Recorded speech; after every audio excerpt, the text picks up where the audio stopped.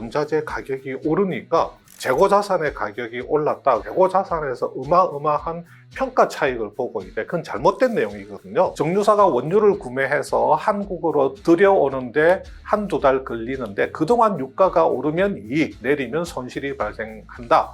전혀 아닙니다.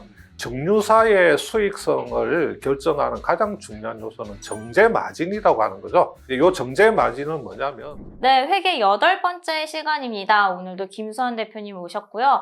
오늘 내용 잠깐 제가 봤는데 원자재 가격 관련된 거예요. 최근 많이 이슈가 되고 있는 원자재인데요. 오늘도 네, 부탁드릴게요. 대표님 안녕하세요. 네, 안녕하세요. 네, 오늘 내용 간단하게 소개 부탁드릴게요. 예, 원자재 가격이 좀 급변하고 있는 추세에 있는데요. 이 원자재를 사용을 해서 뭔가를 만들어서 파는 회사들이 있거든요. 예를 들면 정유사도 원유를 도입을 해서 그 원유를 가공을 해서 휘발유나 또 뭐 디젤, 뭐 경유, 등유 막 이런 걸 만들어서 팔잖아요. 비철금속 업체 같은 경우에 예를 들면 풍산 같은 경우도 구리 전기동을 원재료로 해서 구리 가공 제품을 만들어서 팔거든요. 그러면 이 원자재를 사와가지고 이렇게 보관을 하고 있겠죠. 재고자산으로. 근데 원자재 가격이 오른단 말이에요. 그러니까 사람들이 뭐라고 그러냐면 보관 중에 있는 원자재 가격이 오르니까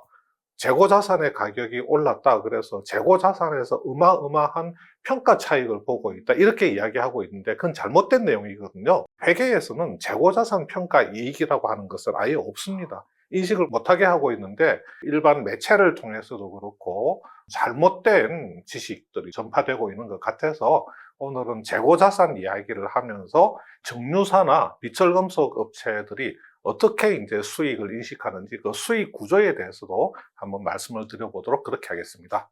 자, 한번 그림을 보면서 설명을 드리겠습니다. 중동에서 원유를 도입을 합니다. 그러면 이게 유조선에 원유를 1배럴 30달러에 계약을 해서 이렇게 원유를 싣고 쭉 오잖아요. 이게 오는데 한 2달 걸리거든요. 이 와중에 그 원유가가 배럴당 50달러로 올랐다. 그러면 이 원유를 도입하는 S-오일이 재고자산 평가 이익으로 20달러를 인식을 해서 이게 영업이익에 들어간다. 이런 기사들이 많아요. 이건 뭐 완전히 말도 안 되는 이야기입니다. 완전히 틀린 내용이고 뒤에서 설명을 드리겠습니다만은 이렇게 그 원유라고 하는 재고자산의 가격이 오른다고 해서 재고자산 평가 이익을 인식을 하지는 않습니다. 회계에서는. 그 다음에 이제 예를 들어서 SK에너지가 원유를 도입을 했어요. 이렇게 1배럴에 40달러에 원유를 도입해서 이렇게 저장 탱크에 보관을 하고 있는데 국제 유가가 1배럴에 70달러로 올랐다. 그러면 이 저장고에 들어있는 원유에서 재고자산 평가 이익으로 30달러가 발생돼서 이것이 영업이익으로 간다. 이렇게 이제 또 그 설명을 하는 사람들도 있고 기사도 있습니다. 네. 이것도 완전히 틀린 겁니다. 자, 만약에 저런 식으로 회계 처리를 한다고 하면 이 정유사의 손익이라고 하는 것은 원유 가격이 움직일 때마다 계속해서 재고자산 평가 이익을 받다가 재고자산 평가 손실을 받다가 계속 왔다 갔다 해야 되는 거거든요.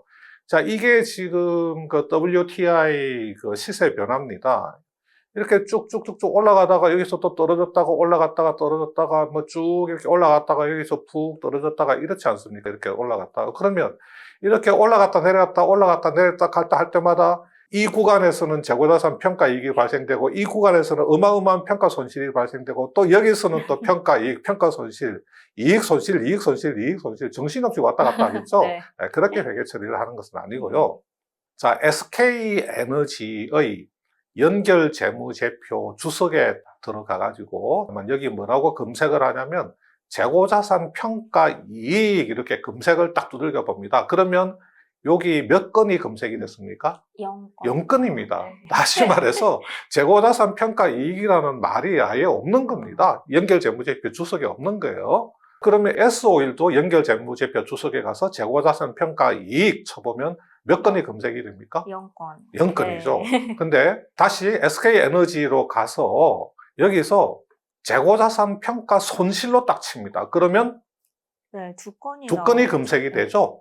그 다음에 또 S-오일에 가서 재고자산 평가 손실로 검색을 하면 몇 건이 검색이 됩니까? 이렇게 3건이 검색이 됩니다. 그러면 우리가 여기서 알 수 있는 건 뭐냐면, 재고자산 평가 이익이라고 하는 것은 없지만 재고자산 평가 손실이라고 하는 것은 있겠구나 하는 걸 짐작을 할 수 있거든요. 자, 이게 최근에 그 국내 매체에 실린 기사들 중에 일부를 그대로 따왔습니다. 정유사가 원유를 구매해서 한국으로 들여오는데 한두 달 걸리는데 그동안 유가가 오르면 이익, 내리면 손실이 발생한다. 전혀 아닙니다.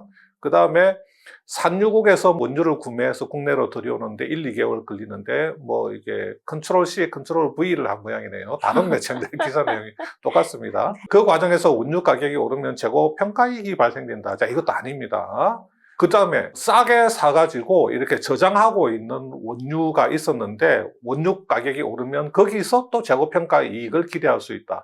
자, 이것도 아닙니다. 그렇게 네. 하질 않습니다. 자, 이게 뭐죠, 이게? 붕어빵이요. 붕어빵입니다. 예, 붕어빵을 예를 들어서 한번 설명을 해드릴게요. 자, 이 붕어빵 한 개를 만드는데 제조 원가가 300원이 들어갑니다. 밀가루, 팥. 여기 이제 불을 떼야 되니까 가스비, 또 이 붕어빵 기계가 이제 낡아가니까 감가상각비, 그리고 굽는 인건비, 이렇게 해서 이제 한 300원 들어간다. 그러면 이 붕어빵 재고 자산 있잖아요. 이거 10개의 장부 가격은 한 개당 제조원가 300원 곱하기 10개를 해서 붕어빵 재고 자산 10개 장부 가격은 3,000원이죠. 근데 이 동네에 붕어빵 장수가 너무 많아. 한 10명이 붕어빵을 팔고 있어. 경쟁이 아주 치열해요. 네. 피가 튀겨. 그래서 이 경쟁이 너무 격화되다 보니까 붕어빵 한 개의 판매 시세가 250원으로 떨어지는 거예요. 네. 한 사람이 싸게 팔기 시작하니까 전부 다 싸게 팔기 시작해. 그러면 300원을 들여서 만들었는데 이거 붕어빵 한 개 판매 시세가 250원으로 떨어지니까 이 재고 자산의 NRV, Net Realized Value, 순실현 가치, 이 재고 자산 하나에서 얼마의 가치를 순수하게 실현할 수 있는가? 250원에 팔 수 있으니까 NRV가 250원밖에 안 되잖아요. NRV 250원에 재고 자산 10개를 곱하면 2,500원밖에 안 되는 겁니다. 그러면 재고 자산 장부 가격을 3,000원에서 2,500원으로 조정을 하고 그 차액인 500원만큼은 재고자산 평가 손실로 인식을 하는 겁니다. 그렇게 하고 이 500원을 매출 원가에다가 더해버립니다. 원가에다가 더해버리니까 결과적으로 이익이 줄어들겠죠. 네. 그런 방식으로 회계 처리를 합니다. 만약에 붕어빵 가격이 올랐다. 한 500원으로 올랐다고 해서 재고자산 평가 이익을 인식하지는 않습니다. 떨어지게 되면 NRV 순실현 가치가 그 원가에도 못 미치게 되면 그 차액은 재고자산 평가 손실로 해서 매출 원가에다가 그냥 더해주는 식으로 해서 이익을 줄이지만 재고자산의 가격이 올랐다고 해서 이익을 반영하지는 않는다는 거죠.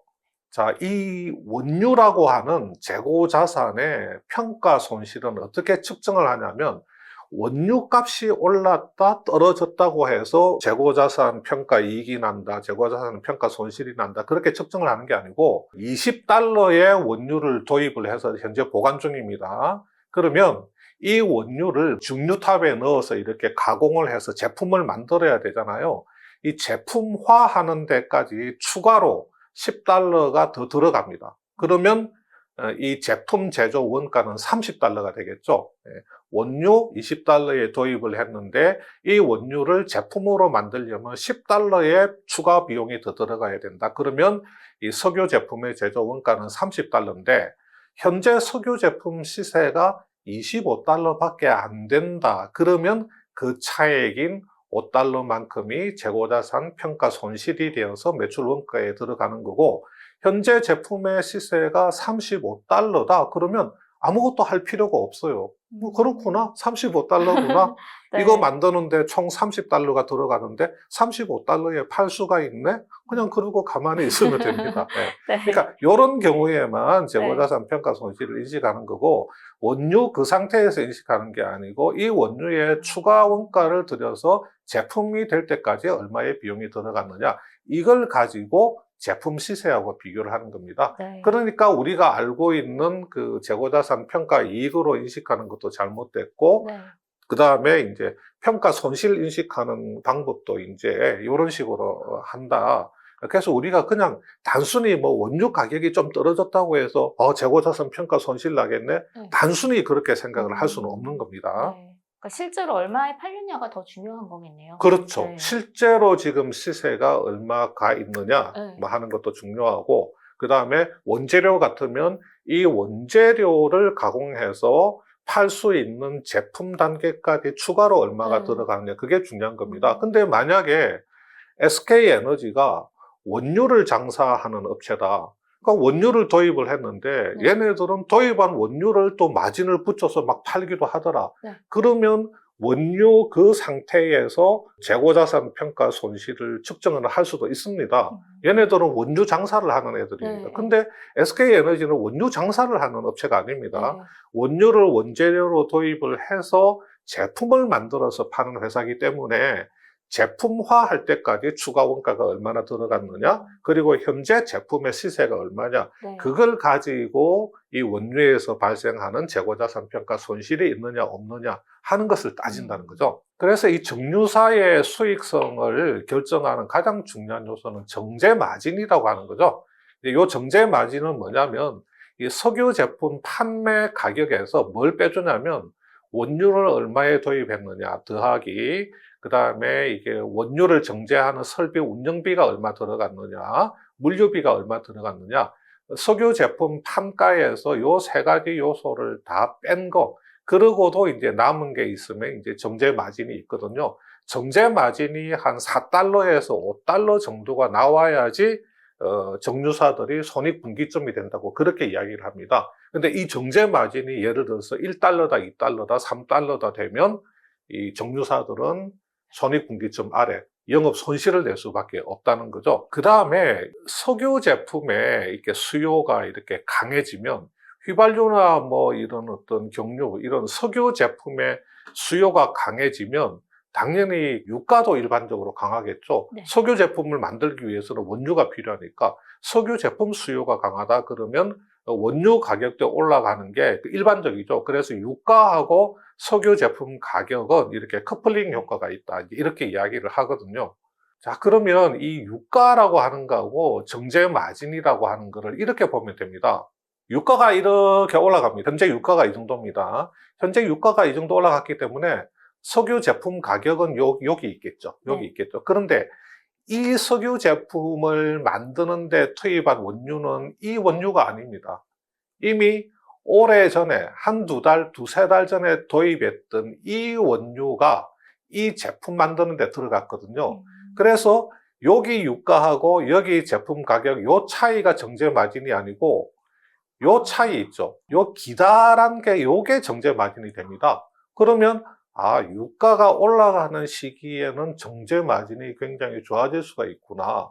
옛날에 쌀 때 도입했던 원유가 제품 만드는데 투입되었고, 제품 가격은 유가가 올라가니까 제품 가격은 연동돼서 이만큼 올라가 버렸기 때문에 요만큼의 정제 그 마진이 이제 확대가 되는 거죠. 그래서 유가 상승기에는 이 원유를 도입한 시점하고 석유 제품을 제조 판매한 시점과의 이 시차에 따라서 정제 마진이 확대됩니다. 이 그림에서 이해가 되겠죠? 요걸 레깅 효과라고 합니다. 레깅. 우리가 레깅 하는데 좀 약간 지체된다 이런 뜻이잖아요. 네. 네. 그래서 레깅 효과에 의해서 유가 상승기에는 정제 마진이 커지게 됩니다. 요걸 우리가 뭐 재고 효과다, 또 재고 손익 효과다, 뭐 재고 관련 손익 효과다, 이렇게 이야기를 하는데, 이걸 착각을 해서 유가가 오르면 회사가 가지고 있는 원유 가격이 올라가니까 재고자산 평가 이익이 발생된다, 이렇게 이해를 하고 있는 분들이 있는데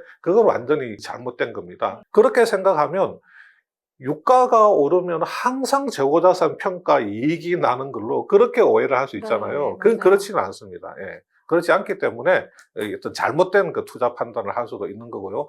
유가가 올라도 이 정제 마진 자체가 확대가 안 될 수도 있습니다. 여러 가지 요소에 따라서. 네. 유가가 올랐을 때 석유 제품 가격이 연동돼서 올라야지 정제 마진이 커지는 거지. 유가가 올랐는데 만약에 어떤 이유로 인해서 석유 제품 수요가 약하다, 그래서 석유 제품의 가격이 약세다 그러면 정제 마진은 오히려 더 떨어질 수가 있습니다. 유가만 높아지고 네. 판매하는 제품 가격이 떨어지면 예를 들어서 라면 회사가 네. 밀가루는 비싸게 사고 있는데 네. 라면 값은 못 올리고 네. 오히려 라면 값이 뭐 이렇게 부진하게 된다든지 그러면 마진이 줄어들잖아요. 그거하고 이제 똑같은 거죠. 유가 상승기에는 정제 마진이 확대되는 것처럼 유가 하락기에는 반대 현상이 나타날 수가 있죠. 유가가 떨어지니까 석유 제품 가격도 떨어지는데 지금 나오고 있는 석유 제품의 원료로 투입된 그 기름은 오래전에 비쌀 때 샀던 거란 말이에요. 비싼 원료를 가지고 제품을 만들었는데 지금 제품 가격은 지금 오히려 부진하단 말이에요. 그러니까 유가 하락기에는 정제 마진도 하락하고 그다음에 자칫하면 재고자산 평가 손실도 볼 수가 있는 거죠. 제품의 시세가 떨어져 버리니까. 네. 그러니까 유가 하락기에는 정유사들이 원투 스트레이트 어퍼컷까지 맡아서 쌍코피를 줄줄 흘릴 수가 있습니다. 네. 유가 하락기에는 그래서 정유사들 손익이 엄청나게 망가지는 경우가 생긴다는 거죠. 풍산이라고 하는 회사 한번 보겠습니다. 이 풍산이라고 하는 회사는 구리 전기동을 원재료로 해서 신동 제품, 구리 가공 제품입니다. 구리 가공 제품을 만들어서 판매를 하거든요. 이 원재료를 무슨 아변 롤러 같은 데 이런 데 넣어가지고 아주 얍실하고 이제 매끌매끌한 그 구리 제품 같은 거, 이런 걸 만들어내는 거거든요. 요 구리 전기동을 공급하는 업체가 LS 니코 동재련 이런 회사에서 공급을 합니다. 그러면 이 풍산은 구리 신동 제품을 만들기 위해서는 구리 전기동이라고 하는 원재료를 항상 창고에 보관을 하고 있겠죠. 그래서 뭐라고 이야기하냐면 풍산이 제품 가공을 위해서 재고로 쌓아두는 전기동의 가격이 오르면 그 재고자산 차익이 고스란히 영업이익으로 잡힌다. 아까 원유 이야기하고 똑같습니다. 네. 석유 제품 만들려고 원유를 도입해서 저장고에 갖고 있는데 국제 원유 시세가 오르면 거기서 재고자산 평가 이익이 발생된다는 그 주장하고 똑같은 주장이죠. 네. 예, 이건 말이 안 되는 겁니다. 그렇게 인식을 하지는 않습니다. 이 신동 제품 판매도 이 신동 제품의 가격이라고 하는 것은 국제 전기동 가격에다가 롤 마진을 이렇게 붙이는 거거든요. 그러면 국제 전기동 가격이라고 하는 것은 뭐냐면 전달의 국제 전기동 그 평균 시세를 말하는 겁니다. 그림으로 한번 보면 이렇게 그 구리 전기동의 시세가 이렇게 올라갑니다. 그러면 이 구리 전기동의 가격이 이만큼 오른 이 시점에서 보면 이 신동 제품의 판매 가격이라고 하는 것은 앞에서 말씀드린 대로 국제 전기동의 전달의 평균 시세에다가 롤마진을 붙인 겁니다. 그러면 요 신동 제품의 가격이라고 하는 것은 전달이니까 요점에 있겠죠. 요점에서 형성된 전기동 평균 시세에다가 롤마진을 붙인 게 이게 신동 제품 판매 가격입니다. 그러면 여기에 투입된 전기동, 실제로 언제 산 전기동이 투입됐느냐? 석 달 전에 이렇게 가격이 낮았을 때 이 전기동이 여기에 투입된 거거든요. 그런데 요 가격은 요 시점에 전기동 시세에다가 마진을 붙였으니까 이렇게 마진이 이렇게 커지는 겁니다. 네.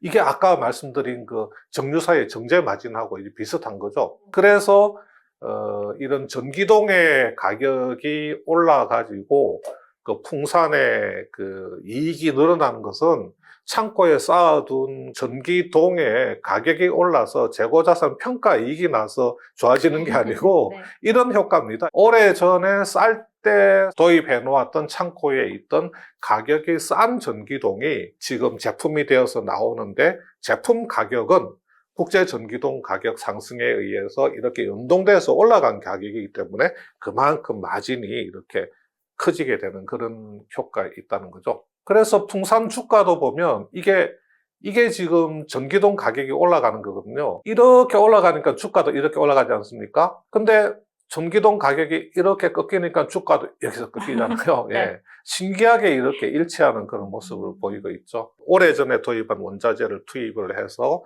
어떤 제품을 만드는 정유사나 비철금속 같은 업체들이 왜 그 원자재 가격이 오를 때 그때 주가도 뛰고 그 수익성도 좋아지는지 그걸 정확하게 알아야지 재고자산 평가 차익이 발생돼서 그렇다는 식으로 해석을 하면 그 큰 어떤 착시에 빠질 수가 있습니다. 네. 네, 그동안 원자재가 상승하는 시기라던가 하락하는 시기에 원자재를 통해서 제품을 생산하는 기업들이 어떻게 실적에 반영을 하는지 좀 궁금했었거든요. 네. 어렴풋하게 알고 있었는데 이번 기회를 통해서 보다 정확하게 알 수 있었던 시간이었던 것 같습니다.